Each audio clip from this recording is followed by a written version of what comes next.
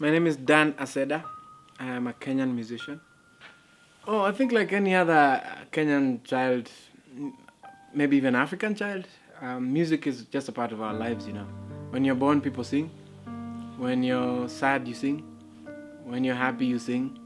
And even when you don't have any overwhelming emotion, you still sing. So I started working with civil society organizations, I think about the year 2006. I've done different projects to do with different issues, to do with human rights. And at the beginning, most of the organizations that approached me as a musician and as an artist, and really to lend my name and my brand into projects. Well, I'm Taimur Rahman. I come from Pakistan. I teach at the university. I teach political science at the Law University of Management Sciences. I'm a musician and I'm a grassroots activist. I combined my music and activism in college mainly, but I never took it seriously or professionally till the beginning of the lawyers' movement in Pakistan, which was also the movement for the restoration of democracy in the country.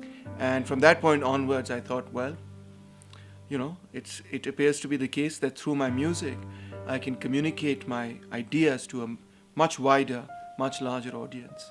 I think I have a personal stake in the question of political prisoners and civil society activists behind bars. And I think that people who have stood up for a political cause, especially a democratic and progressive cause, and have suffered as a result of their convictions, I think it's a great human rights violation to smother their freedom of speech and assembly, especially if that freedom of speech and assembly is being used in a manner which takes society in a democratic, progressive direction.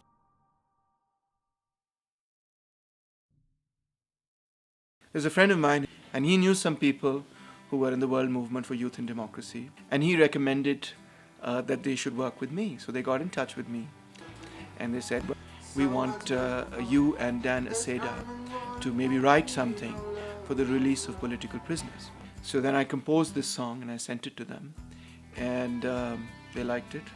Dan liked it, and the rest, as they say, is history. Music has got this way of connecting you, right? You come from such a different background, you don't even speak the language, but by hearing the music, you can understand, you can feel, you can, it's almost as if you were together emotionally, physically, intellectually, in the same space. The really innovative thing about the project is not really the fact that we use music to reach people, because that's been done before.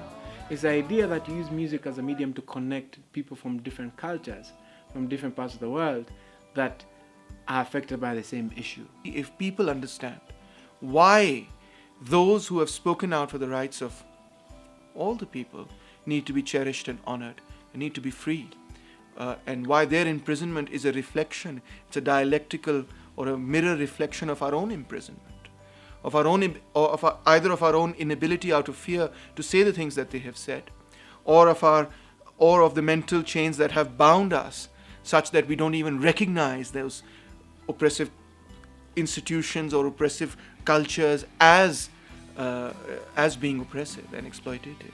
I hope that this song can be heard by people who are behind bars and who are political prisoners. And I hope that our song can bring them some hope, can strengthen their resolve to continue their struggle.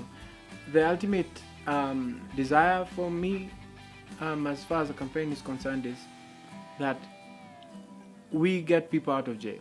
There's a lot of people who are in jail for protesting, for trying to hold their governments accountable, for trying to enforce human rights in their countries, and this is wrong. And the main idea here is that those guys should not only be released, but that this should not happen again.